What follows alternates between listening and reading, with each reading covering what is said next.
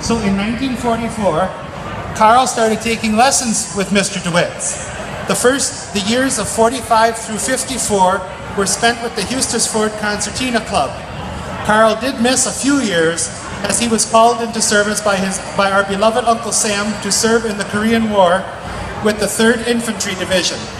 He did take his concertina with him to basic training in Indiantown Gap, Pennsylvania.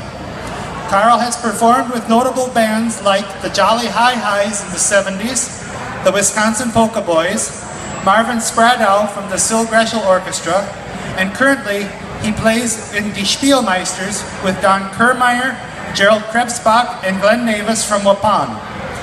Voting member of the World Concertina Congress, member of the Fond du Lac Area Musicians Association, the Wisconsin Polka Hall of Fame.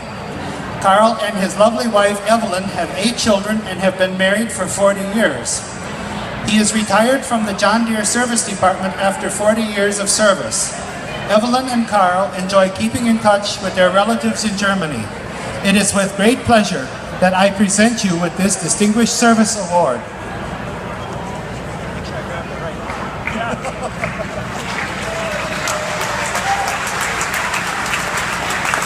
A very well-deserved round of applause.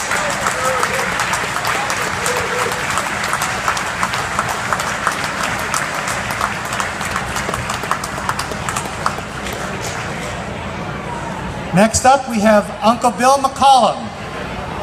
Bill was born in Defiance, Iowa, and dreamed as a young man of either becoming a sportscaster or a disc jockey on WLS in Chicago. The Old Barn Show with Uncle Bill has filled the Horicon Marsh Airways in Beaver Dam's WXRO 95.3 band for over 41 years, while being a close friend to countless city and farm families alike. He has become an icon for polka music, but it was not always easy. Sheboygan was his first stop in 1963, briefly before putting down his roots in Beaver Dam. Bill yearned for the big city as a boy, but that all changed when he arrived and fell in love with Beaver Dam. Bill wore many hats during those early years. The 7 a.m. to 9 a.m. morning show host, Monday through Friday, considered part-time, station manager, news director, and full-time salesman as he traveled across the county. The best job yet was doing the Old Barn Show on WXRO Monday through Friday evenings from 5 to 6 p.m. Most of the commercials are live and are ad-lib. To mark Bill's 50th anniversary at WXRO, the owner presented Bill with 2 tickets to California so he could see his daughter. He was also presented with a smartphone with free service for life. No plans on retiring anytime soon. He has 3 stepchildren and 2 grandsons. His girlfriend Linda lives in Waupun. Bill will turn 73 years old now in October. It is with great pleasure that I also present Bill McCollum with the Distinguished Service Award. Note, Bill would like to tell a true funny story about himself. Thank you very much. Thank you. Good afternoon, everyone. Welcome to Volksfest 21st edition. Wow. Some people say polka is dead. I got to tell you, polka is not dead. It was many years ago when I came to Beaver Dam, and after a few years of being at the radio station, my boss, who had been doing a country western show at 5 o'clock in the afternoon, said he's selling the radio station, moving on, and the new owner, John Klinger, came in.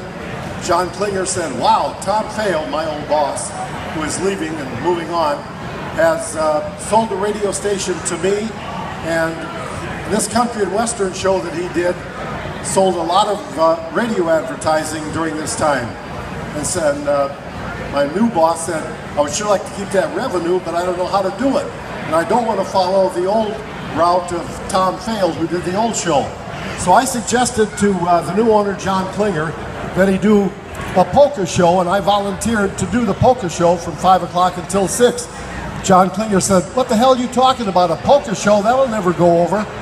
And I said, John, give me 6 weeks, give me 6 months.